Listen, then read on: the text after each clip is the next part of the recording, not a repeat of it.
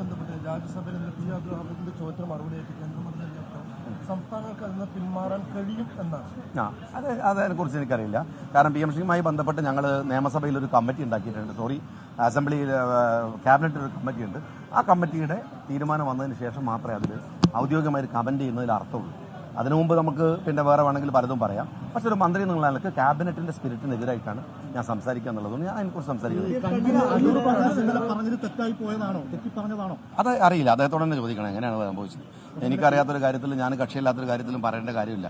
ഇന്നലെ പത്രക്കാർ ചോദിച്ചപ്പോൾ ഞാൻ കുഞ്ഞാൽ സാഹിബ് നേരത്തെ ഉണ്ടാവുമെന്ന് ഞാൻ പറഞ്ഞു. ഇന്നലെ ഷംസു ഉണ്ടായിരുന്നു, അവനോട് സംസാരിച്ചോളൂ അദ്ദേഹത്തോടെന്ന് ഞാൻ പറഞ്ഞു. അതെന്താണ് കാര്യം എന്ന് വെച്ചാൽ പിന്നെ അവരാണ് അതിനകത്ത് ഇപ്പോൾ എന്തെങ്കിലും പറയാനുണ്ടെങ്കിൽ ആഡ് ചെയ്യേണ്ടത്. ഞാൻ ആ ക്യാബിനറ്റിലൊരു അംഗം മാത്രമാണ്. ആ ക്യാബിനറ്റിന് എടുത്ത തീരുമാനം ഒരു സബ് കമ്മിറ്റി വെച്ചിരിക്കുന്നു. ആ കമ്മിറ്റിയിൽ പറയേണ്ട നിർദ്ദേശങ്ങളൊക്കെ ഞങ്ങൾക്ക് എന്തൊക്കെ പറയാനുണ്ട് ഒരു മന്ത്രി എന്നുള്ള നിലക്ക്, ക്യാബിനറ്റ് അംഗം എന്നുള്ള നിലക്ക് ഞാനെന്താണോ പറയേണ്ടത് ഞാനത് ക്യാബിനറ്റിൽ ഡിസ്കഷനിൽ പറഞ്ഞിട്ടുണ്ട്. ഇനി അത് വന്നതിന് ശേഷം മാത്രമേ അതിനകത്ത് സമ്മേളനത്തിന് ശേഷം താങ്കളുടെ ഈ അറബിക്കടലടക്കമുള്ള പ്രയോഗമാണ് വീണ്ടും ചർച്ചയാവുന്നത്. ലീഗിനതൊരു പ്രതിസന്ധിയാവില്ല എന്നാണ്. ഞങ്ങൾക്കൊരു പ്രതിസന്ധിയാവില്ല. പിന്നെ പറഞ്ഞ കാര്യങ്ങളിൽ എനിക്ക് കൃത്യമായ ക്ലാരിറ്റിയും അതെങ്ങനെ പറയണമെന്ന് അറിയുന്നതുകൊണ്ടും നിങ്ങളത് പിന്നെയും പിന്നെ ചർച്ച ചെയ്യുന്നുള്ള സന്തോഷം ഞാൻ അറിയിക്കുകയാണ്. അതത്ര റെലവന്റ് ആണെന്നുള്ളതുകൊണ്ടല്ലേ. സബ് കമ്മിറ്റി തീരുമാനം വരുന്നതിന് മുമ്പ് തന്നെ UDF കൺവീനർ വാർത്താ സമ്മേളനം വിളിച്ച് പറയുന്നു സർക്കാർ PMCയുമായി മുന്നോട്ട് പോകാൻ തീരുമാനിച്ചിട്ടുണ്ട് എന്നുള്ളത്. അതൊരു വൈരുദ്ധ്യമായിട്ടുള്ള നിലപാടല്ലേ? അല്ല, ഞാൻ ചോദിക്കേണ്ട ഒരു കാര്യം, അത് അദ്ദേഹത്തോട് ചോദിക്കേണ്ട കാര്യമാണ്. ഞാൻ പറഞ്ഞു സബ് കമ്മിറ്റി പുറത്തു വരുന്നവരെ പറയില്ല. ഒന്ന്, ഞാൻ നിങ്ങളോട് ചോദിക്കുന്ന ഒരു കാര്യമുണ്ട്. കഴിഞ്ഞ ഇപ്പോൾ പിന്നെ വല്ലാതെ മെഴുകിക്കൊണ്ടിരിക്കുന്ന ഇടതുപക്ഷത്തെ നേതാക്കന്മാരെ ബ്രിട്ടസും ജലീലൊക്കെ അടക്കമുള്ള ആളുകളോട് ഞാൻ ചോദിക്കുന്നത്, കഴിഞ്ഞ മന്ത്രിസഭയിൽ ചെയ്ത പണി എന്താ? വളരെ കൃത്യമായി ഒരു സർക്കാർ ഒരു എഗ്രിമെന്റിൽ ഒപ്പുവെച്ചിരിക്കുന്നു. അത് റിയാലിറ്റിയാണ്. സർക്കാർ നിങ്ങൾക്കാർക്കും അഭിപ്രായം ഉണ്ടോ ഒപ്പുവെച്ചില്ല എന്ന്? ഇടതുപക്ഷത്തിന് അഭിപ്രായ വ്യത്യാസമുണ്ടോ? ഒപ്പുവെച്ചിരിക്കുന്നു. ഒപ്പുവെച്ചവരെ അഭിപ്രായം പറയാതെ ആ ഒപ്പ് മായ്ച്ചു കളയാൻ ഞങ്ങളോട് പറയുന്നത്. ഞങ്ങൾ അതിൽ നിന്ന് ഏത് തരത്തിലാണ് സ്റ്റേറ്റിന്റെ ഒരു മതേതര പരിപ്രേക്ഷ്യത്തിൽ നിന്നുകൊണ്ട് അതിൽ ഇടപെടാൻ പറ്റുക എന്ന് പരിശോധിക്കാൻ ഞങ്ങൾ ചെയ്യുന്നത്. ഒപ്പുവെച്ചവരിപ്പോൾ രക്ഷപ്പെട്ടു. എന്നിട്ട് ഒപ്പുവെച്ചിട്ട് രണ്ടാമത് വന്ന സർക്കാരിലെ ഞങ്ങളോട് വന്ന് നിങ്ങൾ ചോദ്യം ചോദിച്ചുകൊണ്ടിരിക്കുകയാണ്. ഈ ശിവൻകുട്ടി ഒപ്പുവെച്ചതല്ലേ? CPI അറിയില്ല എന്ന് പറഞ്ഞതല്ലേ? ഇടതുപക്ഷത്തിന് അതിൽ റോളില്ല എന്ന് ഇടതുപക്ഷം CPM അടക്കം ഇപ്പൊ ചർച്ച ചെയ്യുന്നത് എന്താണ്? ആ ഒപ്പുവെച്ചത് ശരിയല്ല എന്നാണ്.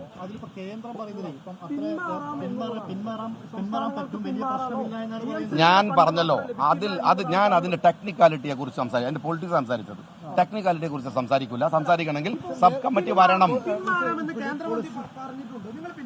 നിങ്ങൾ കുറച്ചുകൂടെ ഉറക്കത്തിൽ പറഞ്ഞാൽ കേന്ദ്രമന്ത്രി പിന്മാറുന്നു. ഞാൻ പറഞ്ഞ തീരുമാനം മാറുമോ? ഞാൻ ചോദിച്ച തീരുമാനം മാറുമോ? അതല്ലേ ഞാൻ പറഞ്ഞത്. ഞാൻ പറഞ്ഞത് എന്താണ് സഹോദര? ഞാൻ പിന്മാറോ ഇല്ലെന്ന് തീരുമാനിക്കാനല്ല സബ് കമ്മിറ്റി ഉണ്ടാക്കിയത്. സബ് കമ്മിറ്റി അവിടെ ഉണ്ടാക്കി വെച്ചിട്ട് ഞാൻ അവിടെ വന്ന് വർത്താനം പറയാം. സബ് കമ്മിറ്റി അവിടെയല്ലേ ഉള്ളത്. ആ സബ് കമ്മിറ്റിയിലെ ക്യാബിനറ്റിനകത്തെ അംഗല്ലേ ഞാൻ. നിങ്ങൾ ഒച്ചത്ത് ചോദിച്ചാൽ ക്യാബിനറ്റിന്റെ തീരുമാനം മാറ്റാൻ കഴിയുമോ?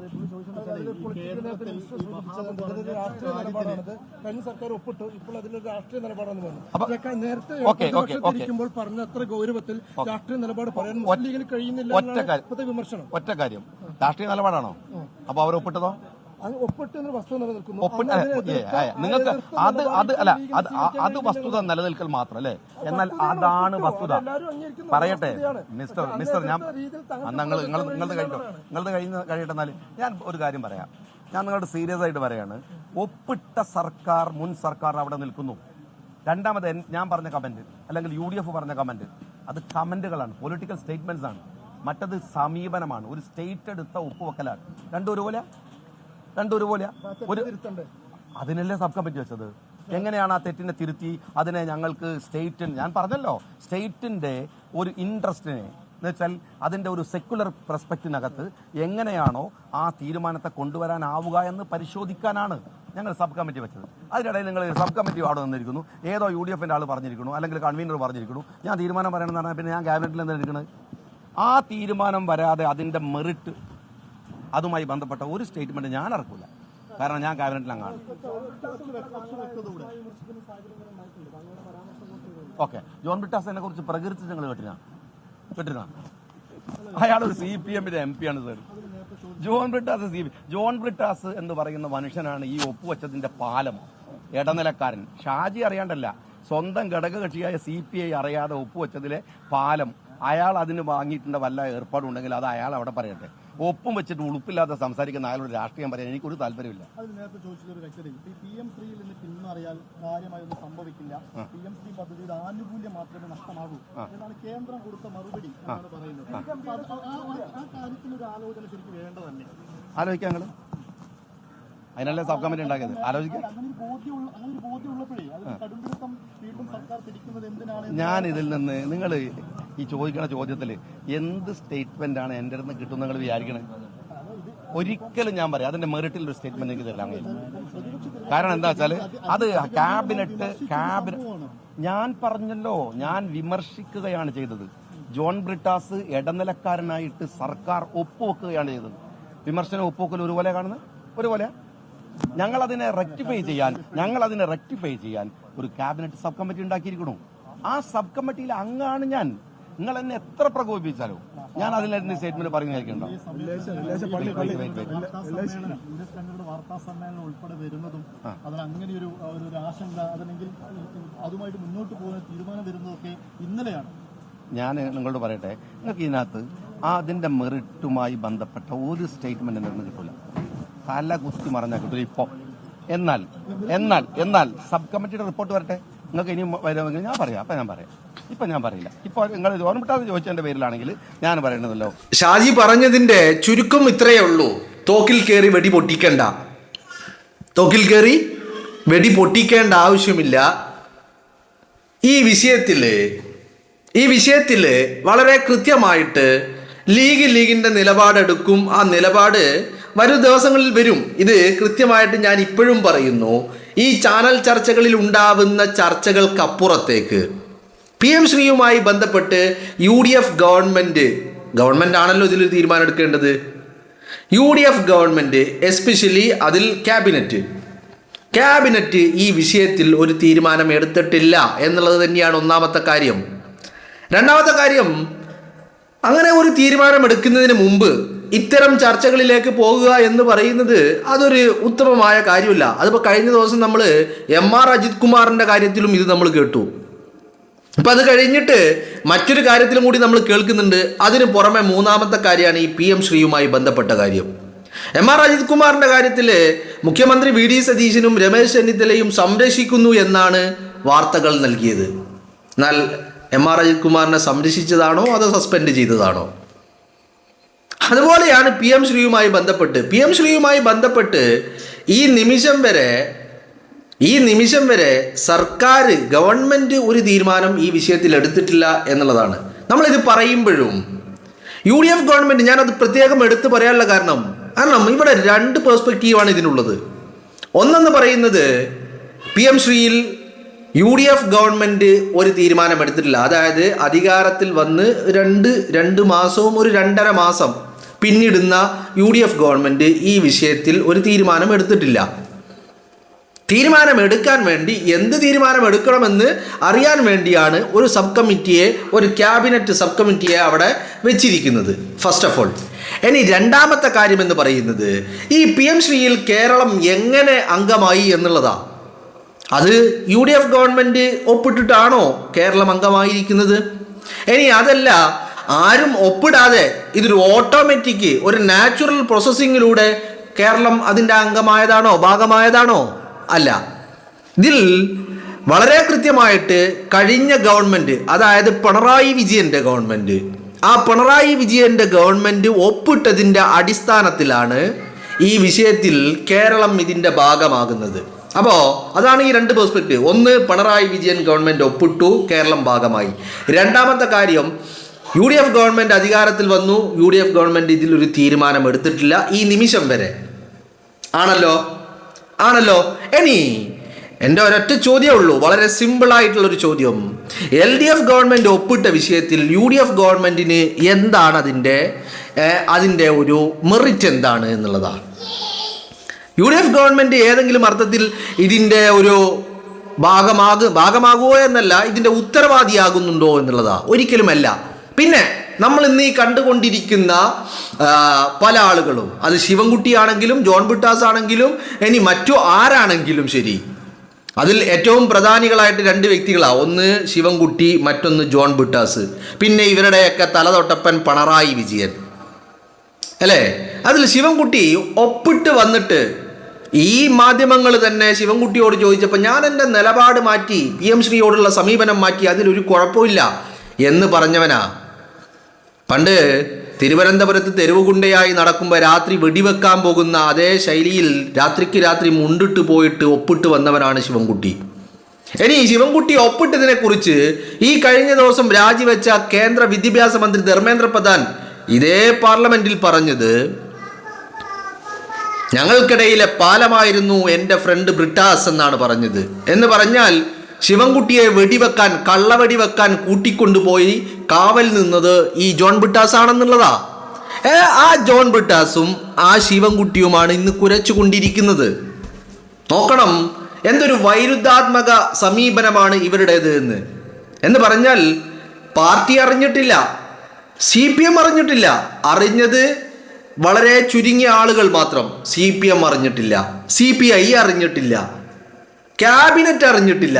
പാർട്ടിയും ഘടകകക്ഷിയും മുന്നണിയൊക്കെ അവിടെ നിൽക്കട്ടെ, ക്യാബിനറ്റിൽ പിണറായി വിജയൻ അടക്കം 21 ആള്, അതിലെല്ലാവരും അറിഞ്ഞിട്ടില്ല. വളരെ 1-2 ആളുടെ മാത്രം തീരുമാനം.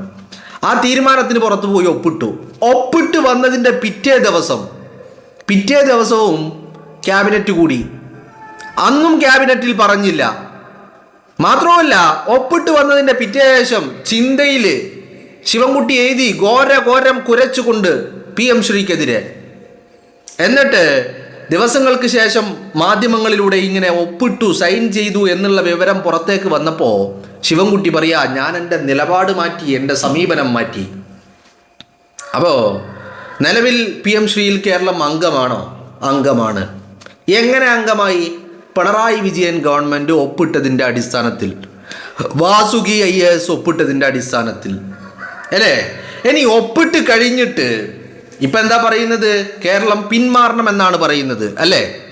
ആയിക്കോട്ടെ, പിന്മാറാലോ. എന്തേ ഈ ഒപ്പിട്ട് കഴിഞ്ഞിട്ട് ഒരു 4-5 മാസം പിണറായി വിജയൻ ഗവൺമെൻറ്റിന് സമയമുണ്ടായിരുന്നല്ലോ. ഒക്ടോബറിൽ ഒപ്പിട്ടു, സെപ്റ്റംബർ, ഒക്ടോബർ, നവംബർ, ഡിസംബർ, ജനുവരി, ഫെബ്രുവരി, മാർച്ച് 15 വരെ ഓൾമോസ്റ്റ് 5 മാസം സമയമുണ്ടായി. ഈ 5 മാസത്തിൽ കേരളത്തിൽ ഇത് ഘടകകക്ഷികൾ അറിഞ്ഞപ്പോൾ, പാർട്ടി അറിഞ്ഞപ്പോൾ, പാർട്ടിയുടെ അഖിലേന്ത്യാ സെക്രട്ടറി അറിഞ്ഞപ്പോൾ വലിയ രീതിയിൽ വിമർശനങ്ങളുണ്ടായി. അപ്പോൾ ഈ 5 മാസത്തിൽ ഒരിക്കൽ പോലും എന്തേ ഈ പിണറായി വിജയനും ഈ പറയുന്ന ശിവൻകുട്ടിയും ഈ കൂട്ടിക്കൊണ്ടുപോയ ജോൺ ബ്രിട്ടാസും ഇതിൽ നിന്ന് പിന്മാറാനുള്ള പണിയെടുത്തില്ല? സ്വാഭാവികമായിട്ട് ഒപ്പിടാൻ കൊണ്ടായ ആള് അത് ക്യാൻസലാക്കാനുള്ള പണി എടുക്കണമല്ലോ. അതെന്തേ എടുക്കാതിരുന്നത്? 5 മാസം മുന്നിലുണ്ടായിട്ടും ഞങ്ങൾ പിന്മാറുന്നു എന്ന് പറയാതെ ക്യാപ്റ്റൻ അബയൻസ് എന്തുകൊണ്ട് ഇവരന്നിത് ഞങ്ങൾ പിന്മാറുന്നു എന്ന് പറഞ്ഞിട്ടുണ്ടായിരുന്നുവെങ്കിൽ, അങ്ങനെ പിന്മാറിയിട്ട് UDF ഗവൺമെൻറ് അധികാരത്തിൽ വന്നതിന് ശേഷം വീണ്ടും ഇതിൽ ചെന്ന് ഒപ്പിട്ടതാണെങ്കിൽ ഈ ചോദ്യങ്ങൾക്കൊരു പ്രസക്തി ഉണ്ടാകുമായിരുന്നു. അന്ന് എന്തുകൊണ്ട് ഇവർ താൽക്കാലികമായി സസ്പെൻഡ് ചെയ്യണം എന്നുള്ളൊരു കത്ത്, ആ കത്തിൽ എന്തുകൊണ്ട് ക്യാപ്റ്റൻ അബയൻസ് എന്ന് എഴുതി? എന്തുകൊണ്ട് ആ ക്യാപ്റ്റൻ അബയൻസ് എന്ന് പറയുന്നതിന് പകരം ഞങ്ങളില്ല ഈ പരിപാടിക്ക് എന്ന് തീർത്ത് പറയാത്തത് എന്തുകൊണ്ട്? സ്വാഭാവികമാണല്ലോ. ഇനി ഈ പറയുന്ന ശിവൻകുട്ടിയുടെ വാദം തന്നെ നമ്മളങ്ങോട്ട് ഒരു വാദത്തിന് ശരിയാണെന്ന് അങ്ങോട്ട് വെക്കുക. ശിവൻകുട്ടി എന്താ പറഞ്ഞ? പണം കിട്ടാൻ വേണ്ടിയാണ്. എന്തേ ആ പണം ഇന്ന് കേരളത്തിന് കിട്ടണ്ടേ? ശിവൻകുട്ടിയുടെ വാദം അംഗീകരിച്ചുകൊണ്ട് ചോദിക്കുകയാണെങ്കിൽ അതൊരു അംഗീകരിക്കുന്നേ ഇല്ല അങ്ങനെ ഒരു വാദത്തെ. ഇനി അംഗീകരിച്ചുകൊണ്ടാണെങ്കിൽ ശിവൻകുട്ടിക്ക് മാത്രം പണം കിട്ടിയാൽ മതിയോ? അല്ലെങ്കിൽ ശിവൻകുട്ടി മന്ത്രി കസേരയിൽ ഇരിക്കുമ്പോൾ മാത്രം പണം വന്നാൽ മതിയോ? ഫണ്ട് വന്നാൽ മതിയോ? മറ്റുള്ള ആരെങ്കിലും ആരുമാവട്ടെ അവർ ഈ പറയുന്ന കസേരയിലിരിക്കുമ്പോൾ ഫണ്ട് വേണ്ടേ? അപ്പം ഇതിനൊക്കെയാണ് CPM ആദ്യം ഉത്തരം പറയേണ്ടത്. മനസ്സിലായില്ലേ? ആൻഡ് സെക്കൻഡ് തിങ്, ഇതിന് UDFനെ സംബന്ധിച്ചിടത്തോളം, മുസ്ലിം ലീഗിനെ, എസ്പെഷ്യലി മുസ്ലിം ലീഗിനെ സംബന്ധിച്ചിടത്തോളം ഇത് ഇപ്പോൾ ഇതിൽ ഒരു മറുപടി പറയേണ്ട കാര്യമില്ല. കാരണം ഗവൺമെൻറ് അധികാരത്തിൽ വന്നിട്ട് PM ശ്രീയുമായിട്ട് എന്തെങ്കിലും തുടർ നടപടികൾ ഗവൺമെൻറ് എടുത്തിട്ടുണ്ടെങ്കിലും ഓക്കെ, ഗവൺമെൻറ് ഇതുവരെ ഒരു തുടർ നടപടികളും എടുത്തിട്ടില്ല എന്ന് മാത്രമല്ല, ക്യാബിനറ്റോ UDF ഗവൺമെൻറ്റോ ആ കാര്യത്തിൽ ഒരു തീരുമാനം ഇതുവരെയും എടുത്തിട്ടില്ല. ക്യാബിനറ്റ് എടുത്തിട്ടില്ല. മനസ്സിലായില്ലേ? വളരെ കൃത്യമാണ് കാര്യങ്ങൾ എന്ന് പറയുന്നത്. അപ്പോൾ അതിനിടയിൽ കയറിയിട്ട് ഈ മെഴുകി വിരകുന്ന ബ്രിട്ടാസ് ആണെങ്കിൽ ബ്രിട്ടാസിനൊക്കെ ഇതിലൊരു എന്ന് വാ തുറക്കാൻ പോലുള്ള അവകാശമില്ല എന്നുള്ളതാ കൃത്യമായിട്ട്. കാരണം ബ്രിട്ടാസാണ് ധർമ്മേന്ദ്ര പ്രധാൻ എന്ന് പറഞ്ഞ രാജിവെച്ച മന്ത്രിയുടെ അടുത്തേക്ക് ശിവൻകുട്ടിയെ കൂട്ടിക്കൊണ്ടുപോയത്, കൂട്ടിക്കൊടുപ്പിന് വേണ്ടിയിട്ട്. മാമാ പണിയെടുത്തവൻ ബ്രിട്ടാസാ. അപ്പം ആ ബ്രിട്ടാസൊക്കെ എങ്ങനെയാ ഇതിലൊരു അഭിപ്രായം പറയുന്നത്? ഇനി അതല്ല, ബ്രിട്ടാസ് അന്ന് കൂട്ടിക്കൊണ്ടുപോയിട്ട് അതേ ബ്രിട്ടാസ് തന്നെ ശിവൻകുട്ടിയെ കൈപിടിച്ച് നടത്തിക്കൊണ്ടുപോയിട്ട്, കാരണം മൂപ്പർക്ക് വിറയലുള്ളതാ, ആ വിറയലുള്ളത് കൊണ്ട് ആ ശിവൻകുട്ടിയെ കൈപിടിച്ച് കൂട്ടിക്കൊണ്ടുപോയിട്ട് ഇതിൽ നിന്ന് പിൻവാങ്ങിയിട്ടാണ് ഈ വർത്താനം പറയുന്നതെങ്കിലും ഒക്കെ ആയിരുന്നു. അപ്പോൾ ഒരർത്ഥത്തിലും ഒരു ധാർമ്മികതയുടെ ഒരു കണിക പോലും ഇല്ലാത്ത ആളുകൾ എന്തടിസ്ഥാനത്തിലാണ് ഇപ്പോൾ ഈ വർത്താനം പറയുന്നത് എന്നുള്ളതാണ് എനിക്ക് മനസ്സിലാവാത്തത്. സ്വാഭാവികമായിട്ടും UDF ഈ വിഷയത്തിൽ ഈ പദ്ധതിയുമായി മുന്നോട്ട് പോകണോ വേണ്ടയോ എന്ന് തീരുമാനിക്കാൻ UDF ഒരു ക്യാബിനറ്റ് സബ് കമ്മിറ്റിയാണ് വെച്ചിരിക്കുന്നത്. അതല്ലാതെ UDFിൻ്റെ നേതാക്കന്മാരല്ല തീരുമാനിക്കുന്നത്. മന്ത്രിസഭയിലെ ഭരണഘടന വെച്ച് സത്യപ്രതിജ്ഞ ചെയ്ത് അധികാരമേറ്റ മന്ത്രിസഭയിലെ ക്യാബിനറ്റ് അംഗങ്ങളാണ് ഈ കാര്യത്തിൽ ഒരു തീരുമാനമെടുക്കാൻ വേണ്ടി പഠിക്കാൻ വേണ്ടി ഉപസമിതി വെച്ചിരിക്കുന്നത്. അവരുടെ റിപ്പോർട്ട് വന്ന് തീരുമാനമെടുക്കുകയാണ്, ഞങ്ങൾ ഇതായിട്ട് മുന്നോട്ട് പോകുകയാണ് എന്നുള്ള ഒരു തീരുമാനം എടുക്കുകയാണെങ്കിൽ അപ്പോൾ ചോദ്യങ്ങൾ ഉണ്ടാവാം. ഇത് അത്തരമൊരു തീരുമാനത്തിലേക്ക് എത്തുന്നതിന് മുമ്പ് ഈ വിഷയത്തിൽ ഞാൻ പറയുന്നു, ഇതിൽ ആരൊക്കെ ചോദിക്കാൻ, എല്ലാവരും ചോദിക്കാൻ അർഹരാണ്. പക്ഷേ ഇതിൽ ചോദ്യങ്ങൾ ചോദിക്കാൻ അർഹരല്ലാത്ത 1-2 വ്യക്തികളുണ്ട്. അതൊന്ന് ജോൺ ബ്രിട്ടാസാണ്, മറ്റൊന്ന് ശിവൻകുട്ടിയാണ്, പിന്നെ ഒന്ന് പിണറായി വിജയനാ. പിന്നെ പിണറായി വിജയൻ്റെ ക്യാബിനറ്റിൽ ഉണ്ടായിരുന്ന കൃമികീടങ്ങളാണ്. കാരണം ആ കൃമികീടങ്ങൾക്ക് ഇത് ചോദിക്കാനുള്ള വോയിസ് ഇല്ല എന്ന് ഞാൻ പറയുന്നതിൻ്റെ കാരണം, പിണറായി വിജയന് പോലും അവറ്റകൾക്കൊരു വാല്യൂ കൽപ്പിച്ചിരുന്നില്ല. അവറ്റകളോട് ചോദിക്കും പറയാൻ ചെയ്യാണ്ട് ഇനി ചോദിക്കും പറയുന്നു വേണ്ട, ഞങ്ങൾ ഇങ്ങനെ ചെയ്യുന്നുണ്ട് ഒന്ന് ഇൻഫോം ചെയ്യുക പോലും ചെയ്യാതെ പിണറായി വിജയൻ പോയി ഒപ്പിട്ടുണ്ടെങ്കിൽ ഇന്ന് ഈ ചോദിക്കുന്ന കൃമികീടങ്ങൾക്കൊന്നും അതിനുള്ള അർഹതയില്ല എന്നുള്ളതാ. മനസ്സിലായില്ലേ? കാരണം ഇവനെയൊക്കെ മന്ത്രി കസേരയിൽ ഇരുത്തിയ പിണറായി വിജയൻ പോലും ഇവറ്റകൾക്കൊരു പട്ടിയുടെ വില പോലും കൽപ്പിച്ചിട്ടില്ല. അപ്പോൾ അവറ്റകൾ ഈ കാര്യത്തിൽ സംസാരിക്കുക എന്ന് പറയുന്നത് തന്നെ ഒരു ചെറ്റത്തരമാണ് എന്നുള്ളതാ.